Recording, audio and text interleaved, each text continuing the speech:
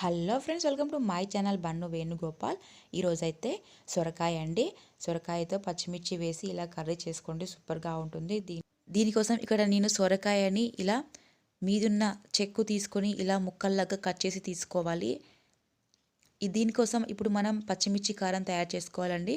ఇప్పుడు నేను ఒక మిక్సీ జార్ తీసుకొని అందులోకి ఒక 10 పచ్చిమిర్చీలు, జీలకర్ర, ఒక 5-6 ఎల్లిపాయలు, ఒక స్పూన్ జీలకర్ర, కొద్దిగా ఉప్పు వేసి దీన్ని మెత్తగా పేస్ట్ లాగా చేసి తీసుకోవాలి.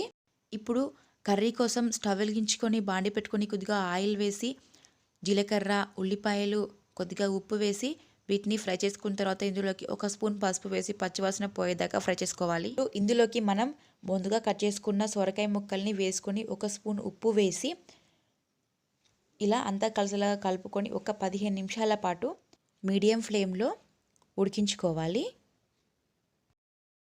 సొరకాయలోనే సహజంగా నీళ్ళు ఉంటాయి కాబట్టి ఆ నీళ్ళే సరిపోతాయి. మనం ప్రత్యేకంగా వాటర్ వేసుకోవాల్సిన అవసరం లేదు. ఇప్పుడు ఇందులోకి మనం ముందుగా పచ్చిమిర్చి పేస్ట్ చేసుకున్నాం కదా, అది వేసుకొని ఇలా ఉడికించుకోవాలి. చూడండి, ఇలా ఉడికిపోతుంది. సొరకాయ కూర తొందరగానే అయిపోతుందండి. ఇప్పుడు ఇలా ఉడికిన తర్వాత ఇందులోకి ఉప్పు చెక్ చేసుకోవాలి. మనం ముందుగా ఉల్లిపాయల్లో పచ్చిమిర్చి పేస్ట్లో వేసుకున్నాం కదా, చూసి వేసుకోవాలి. చివరిలో కొద్దిగా కొత్తిమీర కూడా వేసుకోవాలండి, చాలా బాగుంటుంది. ఇది రైస్లోకైనా చపాతీలోకైనా సూపర్గా ఉంటుంది. మీరు కావాలంటే ఎండుమిర్చి కారం కూడా వేసుకోవచ్చు, కానీ ఇందులోకి పచ్చిమిర్చి కారమే చాలా బాగుంటుంది.